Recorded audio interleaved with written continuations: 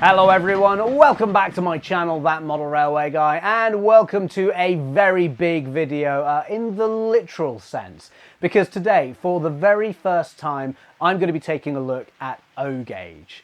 Now, before we get started, let me just say a big thank you to everyone watching this video. If you like model railways and you'd like to see more stuff like this in the future, then please do make sure you subscribe to the channel. Just click that button down below and yeah, it really helps the channel out. Now, right off the bat, I do just want to say, before everyone gets excited, that I'm not scrapping all my plans and jumping over to O-Gauge. At least not yet, anyway. I do love O-Gauge. I actually think it's a great scale for exhibitions, as even a small layout can have real presence to it. But unfortunately, I just don't have any space for it myself.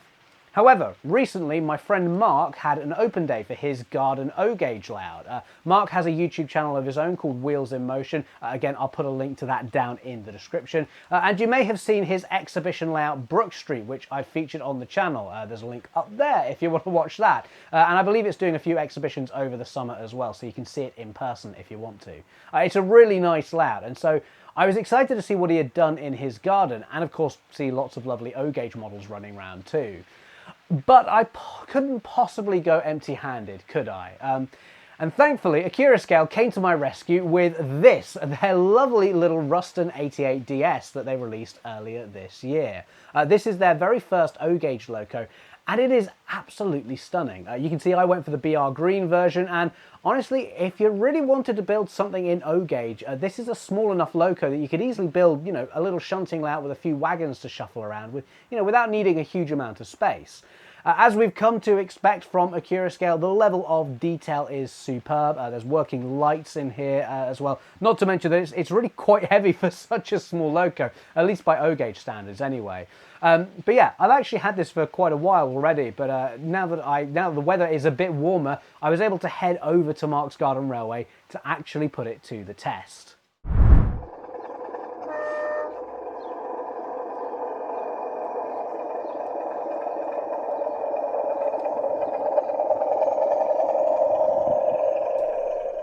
So, welcome to the railway, and before we got the Ruston running, there was a great opportunity to see some slightly bigger locos in action.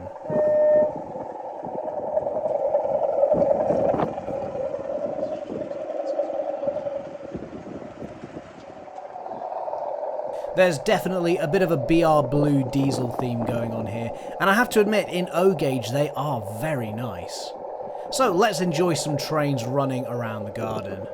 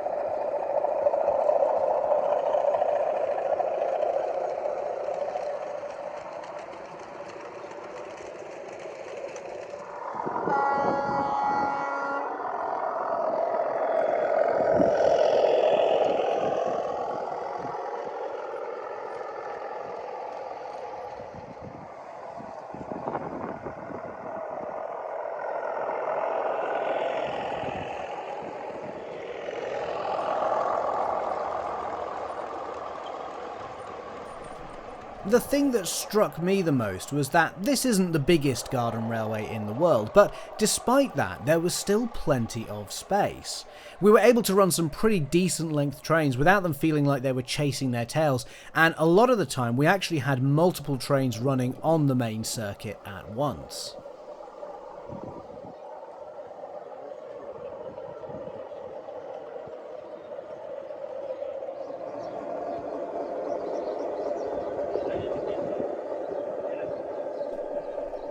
Of course, I was eager to get the Ruston going, and naturally Accurascale had also provided me with a sound-fitted version too.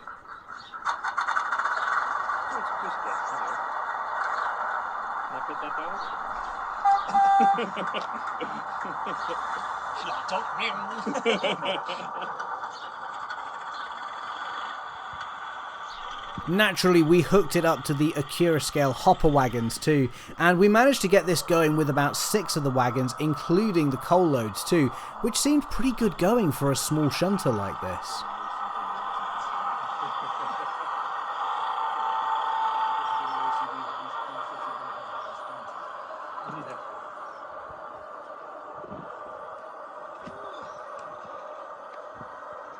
Don't worry, we'll be seeing more of the Ruston in just a bit, but first, the Class 27 was detached from its train in order to be replaced with some steam locos.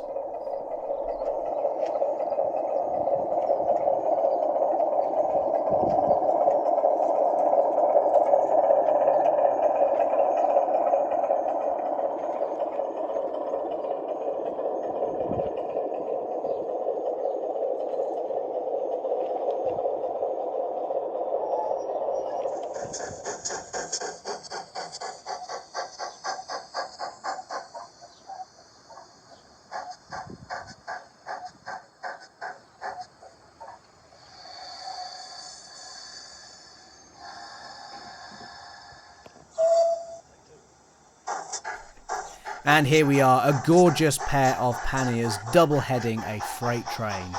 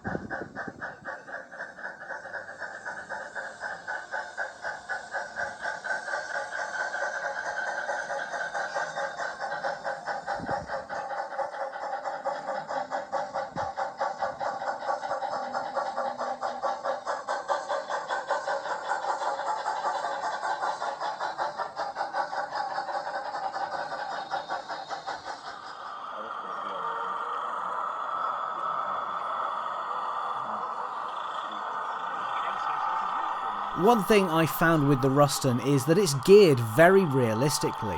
Believe it or not, this is it running at pretty much full power, so it's great for shunting as it's not going to race off.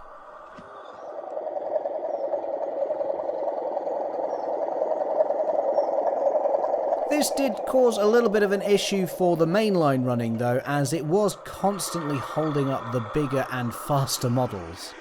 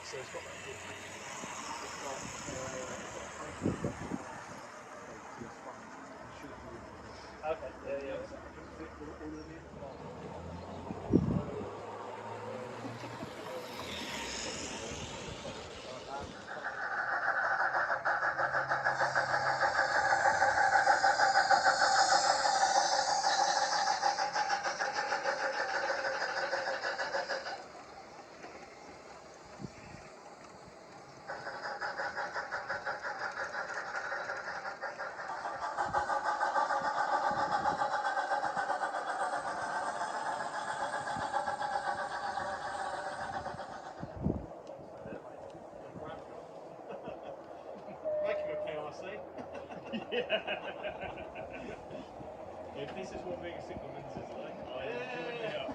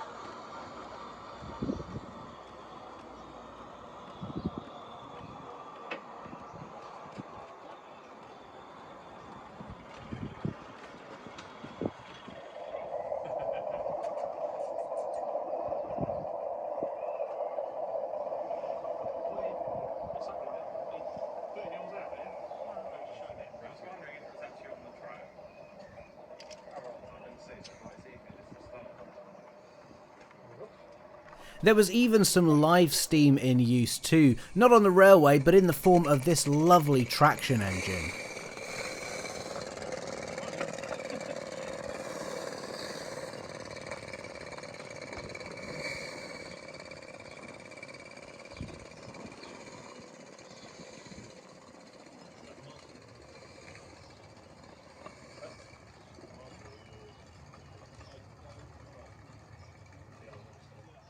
I know there is a locker there that hasn't got a track. Yeah. Well, maybe it isn't anybody's then. Yeah. I'm surprised to see it as well. I think it's 2 points. It was definitely nice to see the train going over the bridge with the traction engine passing underneath shortly afterwards. In theory, it could still go back. Oh yeah, it's still go back. It's not, that's the legal limit.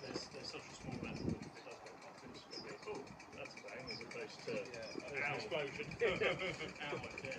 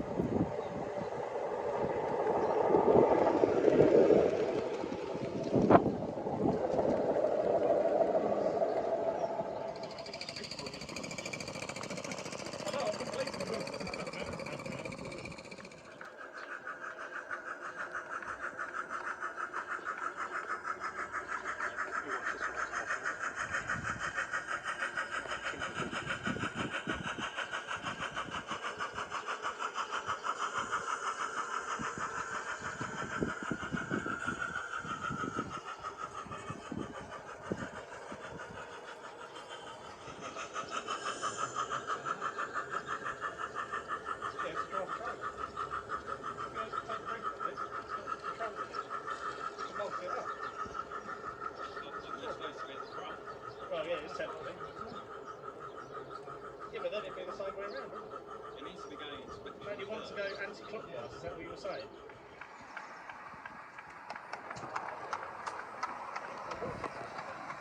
What about 3 gypsies? Yeah. What's Lake Crest, is it, so?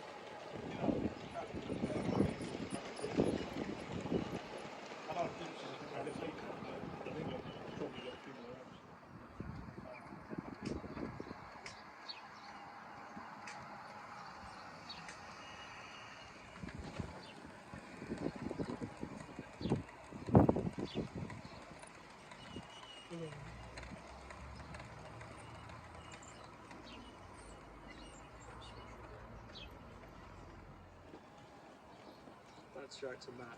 He'd be like crash. Dirty. Well, it is dirty, yeah. You're right, Matt. Well done.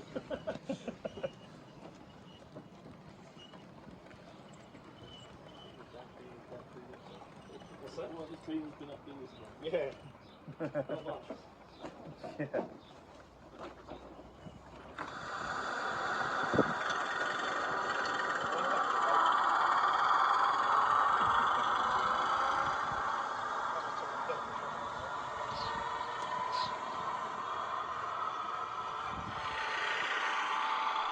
At one point, the Ruston was hooked up to the Stroudley four-wheeled coaches, and I have to say, I was really liking the look of this. It was very much giving off a light railway style vibe, and again, if you wanted to model a small station in a really tiny space, you could do a lot worse than this.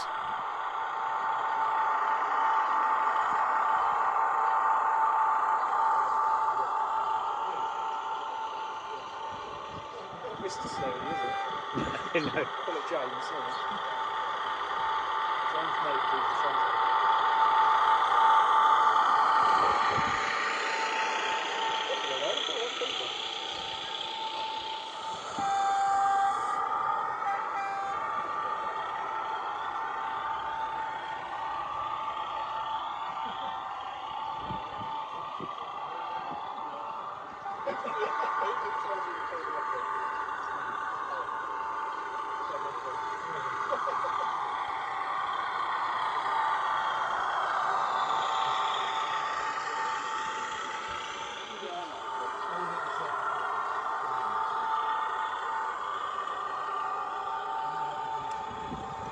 I hope he's going to remove it.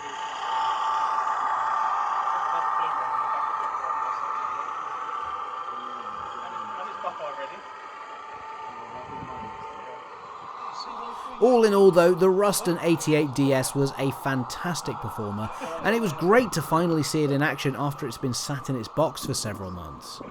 Seeing all the O-gauge models running was certainly very tempting, and like I said at the start of this video, I would love to model in this scale at some point. I think that's a long way off though, as I just don't have the space, and I've already got one garden railway that really needs some serious maintenance anyway. But yeah, really impressed with the Ruston, and if you do have space for a small O-gauge layout, this model definitely seems like a great starting point. Hopefully it'll lead to more O-gauge models from Accurascale in the future, and it'll be really exciting to see what they come up with.